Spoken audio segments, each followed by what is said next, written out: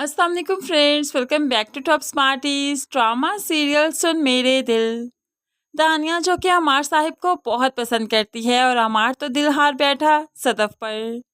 लेकिन ऐसे में सदफ की तरफ से कोई रिस्पॉन्स नहीं मिला तो दानिया से मिलने आ जाता है ताकि वो सदफ को समझाए। तो ऐसे में दानिया कह देती है, जब उसने तुम्हें इनकार किया तो तुम क्यों उसके पीछे भाग रहे हो?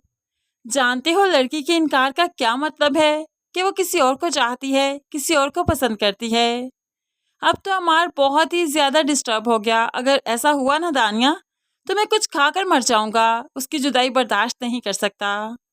अब तो दानिया की आंखों में आंसू आ गए। कितने बुज़दिल हो तुम। कुछ खाकर तो चूहे भी बन जाया करते हैं, लेकिन इंसान इतना बुज़दिल कब से हो गया? तुम्हें हिम्मत करनी चाहिए। तुम्हें कोई ऐसा तलाश करना चाहिए जो तुम्हें चाहता हो, जो तुम पर मर मिटने को तैयार हो, ना कि किसी ऐसे के लिए खुद को मिटा लो जो तुम्हें चाहता ही नहीं। लेकिन ये बातें अभी तक अमार के ज़हन में नहीं आ रही। उसे यही पता है कि वो बहुत चाहता है सदफ को, उसके बगैर नहीं रह सकता, इसलिए तो सदफ के घर पहुंच गया। माँ ने बहुत गुस्सा किया, तुम्हारी हिम्मत कैसे हुई यहाँ आने की, चले जाओ यहाँ से। तो अमार जल्दी से एक पुड़िया निकाल कर अब माँ के सामने कर देता है। अगर आपने मुझे यहाँ से जाने को कहा ना, तो ये खाकर यहीं पर ढेर हो जाऊंगा, यहीं पर अपनी जान दे दूंगा। अब तो माँ डर सी जाती है। ये क्या चीज़ है? तुम्हारी जेब में क्या कर रही है? अमार के इरादे देखते हुए माँ सदफ और अमार को एक दूसरे से बात करने का मौका देती है। जब सदफ अमार से बात करती है तो सीधा सीधा सुना देती है, मैं तुम्हें पसंद नहीं करती। नहीं करती तो बस नहीं करती, मैं किसी और को चाहती हूँ। या फिर अब या फिर को तो अमार ने पकड़ ही लिया। या फिर तो सदफ कह देती है, या फिर नहीं चाहती तो फिर किसी और को पसंद करने लगूंगी, लेकिन तुम्हें कभी पसंद नहीं करूंगी। तुमसे शादी के बारे में कभी नहीं सोचूंगी। अब तुम जा सकते हो यहाँ से। सदफ उठकर खड़ी हो गई, जाकर बाहर का दरवाज़ा खोल दिया। और अब अमार को मालूम पड़ गया कि उसे यहाँ से जाना ही होगा, इसलिए तो अब के बार वो यहाँ से चला जाता है।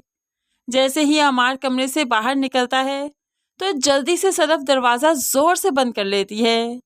अब के बार अमार को वापस आना पड़ा। अमार काफ़ी चाहता है सदफ को, लेकिन सदफ उसे पसंद नहीं कर रही, क्योंकि दानिया बहुत पसंद करती है अमार को, इसलिए सदफ अपने कदम पीछे हटाती है।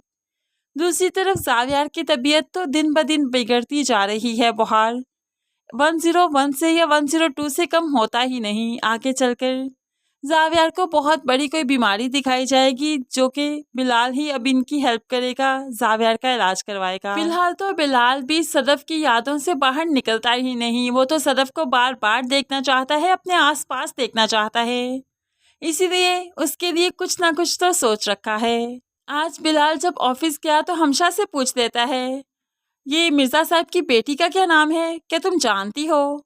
तो हमशा चूंकि उसकी क्लासमेट है, इसलिए बहुत अच्छे से जानती है, तो बता देती है सदफ नामदार।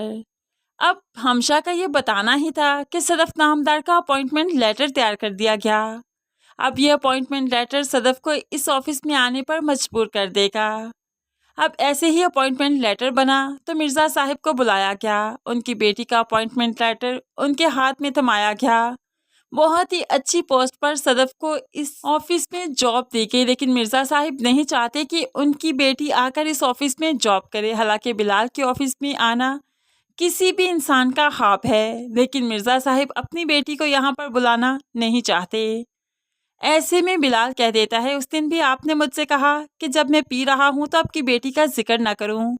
हालांकि मैं कुछ गलत बात नहीं करने वाला था, उसकी जॉब के बारे में आपसे बात करने वाला था।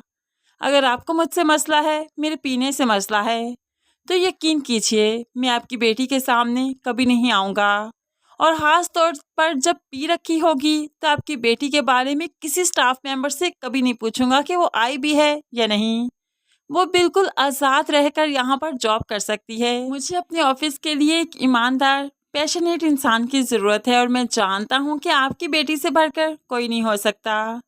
जो ईमानदारी आप में है वो आपकी बेटी में भी ज़रूर होगी, इसलिए आपसे रिक्वेस्ट है कि उसे इस जॉब पर ज़रूर लेकर आइएगा। अब तो मिर्ज़ा साहिब कुछ नहीं कह पाएंगे और आखिरकार सदफ इस ऑफिस में जॉब ज़रूर करेगी।